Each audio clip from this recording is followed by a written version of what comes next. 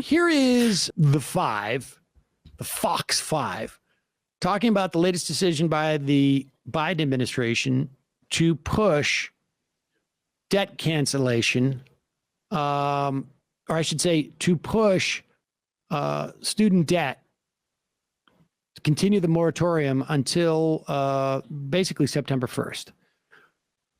Now you have to ask, like, what is the theory behind this? Why would you do this?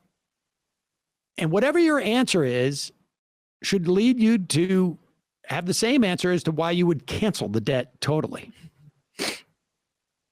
Because it helps people, and we don't need that money. I have a new reason. Fight inflation, because higher education inflation is a really bad problem. So we should fight it that way. Well, the way you would fight higher education inflation after that is to fund actual free college. Right. Going forward, because then that would drive down the competitors. Right. It's more relief for inflation's victims, I guess. But also, here is an error that they make on the Five. I know that's a shock to everybody, about the relationship between debt cancellation, or at least in this instance, debt moratorium, and inflation.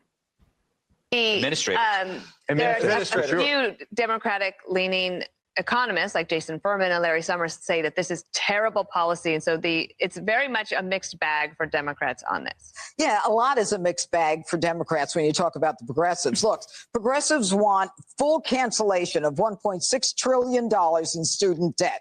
Now, think about this. We've got 11.3 million job openings. Yep. Wages are on the rise. Certainly not enough to keep up with inflation, but more than enough jobs for these people to get a job and pay back their student loans. Okay?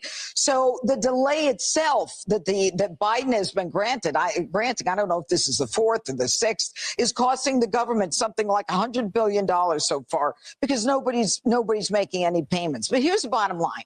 You have a contract. You have a contract with the person who loaned you the money. If you can't pay it, that's your problem. Get a job like everyone else. You want to do a favor for people? I have an idea. Why don't you do a favor for people like veterans who are committing suicide, who don't have a home to live in? And then we have to rely on the great organizations like Tunnel to Towers to make these small homes, these smart homes for veterans. And then, we've got senior citizens who are living on a fixed income when inflation is higher than it's been in 40 years. So these lazy kids want to have their loan canceled. Nonsense. Pay your darn loan, get a job, and be quiet. Be quiet. Be quiet. And that's all she has to say about it. They're up a lot. Most of them, to Judge Point, are upper middle class. That's right.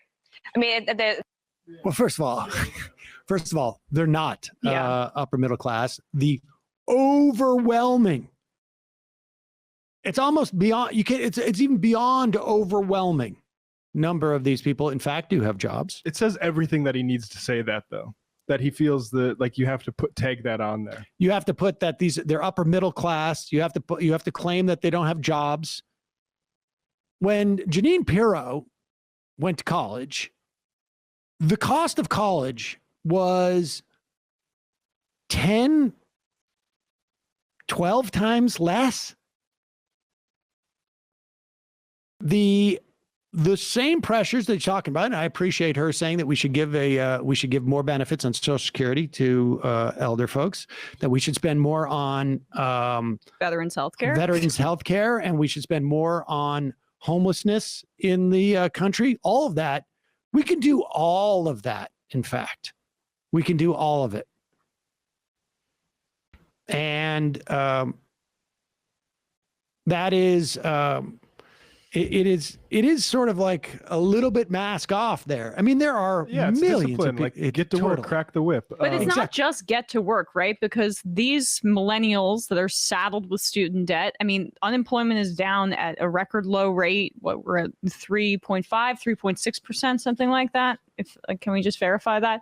I mean, it's a very, very low rate at this point. A lot of millennials are working, and that's not enough to keep up with the crushing student debt. But for someone like Jeanine Pirro, one, they're appealing to their geriatric audience. So being like, get up off your ass, you lazy kids, and be more like us. I mean, that's just crack for the audience. But two, they want to compel kids, millennials, whatever, people to work not just in any job, but in jobs that serve profit and capital, that like have the promise and the carrot of lucrativeness at the end of the day, funneling them into pro-corporate, I don't know, law firms or a white-collar work and things like that, serving those same industries when a lot of people in our generation are, okay, so it was 3.5, 3.6%.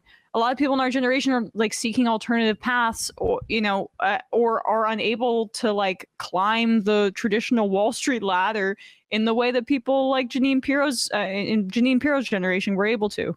Yeah, because we decided that we can't just have people be educated like widely for higher education. We need to set up a system of debt, basically bondage, that traps them. I mean, like we set up a system where you have a teenager that the thing standing between them and an education is a banker and accepting a loan. And I remember accepting my student loans when I was like going into college, but like only barely. Yeah. At this point, I'm like 33 now. That was 15 years ago. I was an idiot at that. You signed a contract at 18, right? Yeah, You probably couldn't even drink legally at that. Well, you couldn't. Yeah, I literally couldn't. And you don't know what you want. And all you know about college, because I didn't have parents that went to college, so all you know about college is it's supposed to be this ticket to like middle class sustenance, and the idea that you need to guard this stuff, like that's not the meritocratic dream of higher education in this country. And just to expand on my point too about that, it's not just the types of jobs that they're going into, it's also the specialties within the jobs. Like, I don't know, say you take on a bunch of debt to go to law school. You don't want to become a public defender, do you? No, of course not. You can't pay off your student loans. You want to go and work for the law firm. Yeah, you went to whatever, business school, or you went to regular college, go work as a consultant as opposed to go, work for a small business. They talk a huge game about small businesses. Not that, there's a lot of myth to that, but it's a way to sort people and make them desperate enough to do the jobs that serve them. And it's almost impossible to reconcile Gutfield's comments with Pirro's. They are both upper middle class and they're rich, jobless. And I thought you meant had gotten the loans. They qualified for loans, even though they came, like, if they have no job, how are they upper middle class at this point?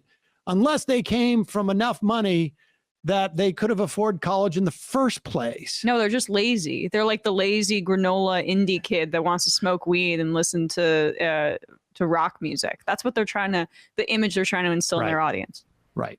They're like your grandson, Morty. They're exactly like your grandson. You got people who are starting to get their Social Security garnished to pay back these loans.